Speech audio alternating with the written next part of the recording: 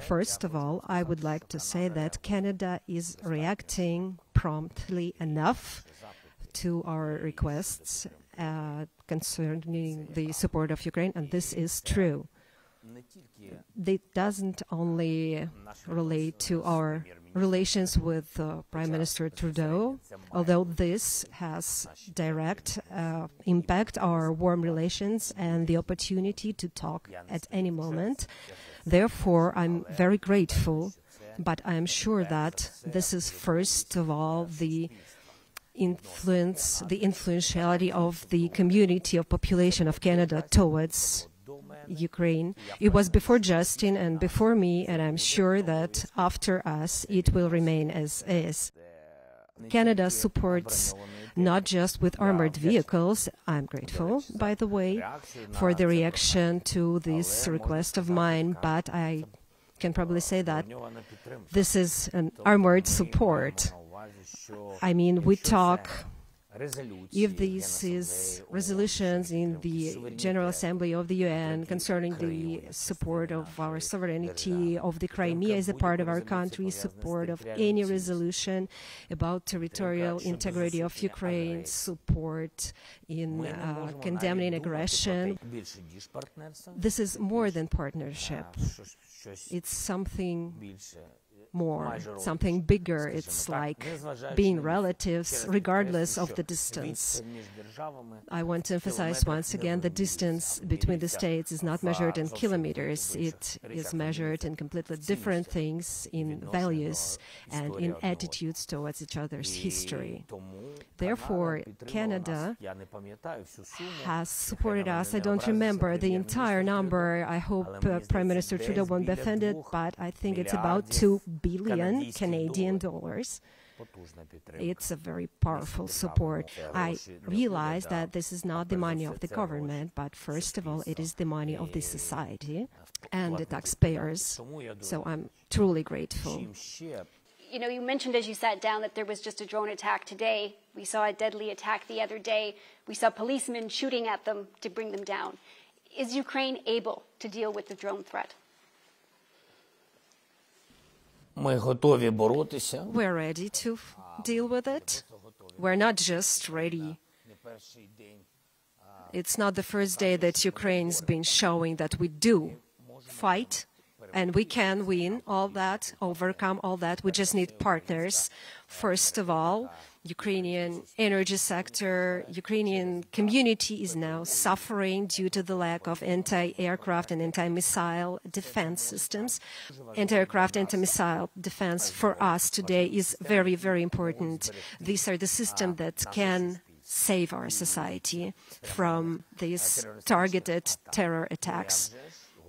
And sure, of course, the main mission today of Russia is they're hitting precisely our energy system. Their goal is for the people to have no light. They are terrorists. I want to ask you about the nuclear threat. We've heard warnings from the Kremlin for quite some time. Do you think Russia would launch a nuclear strike? And how do you begin to prepare the population for that possibility? Nobody knows what Russia will do tomorrow.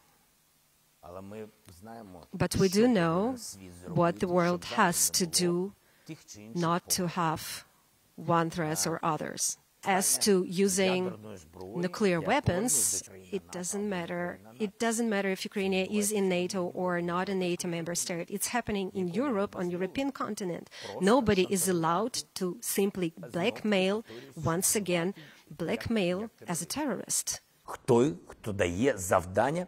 The one who orders to kill people.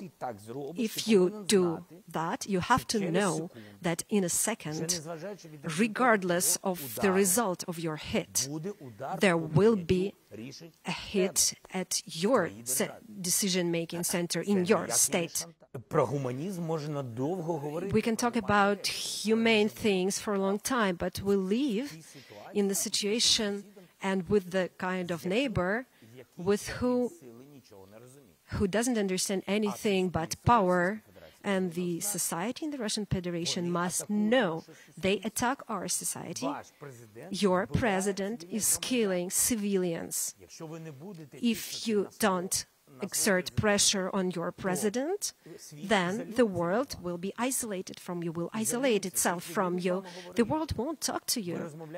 You speak in the language of threats. You won't have places to rest abroad. We don't want to have any connections with you. You cannot earn.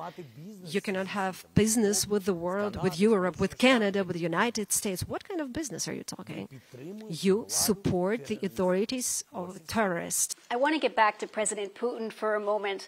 Because you've said you won't negotiate with him, you've even signed a decree forbidding it. Does that mean you only think this war can end when Putin is no longer in power?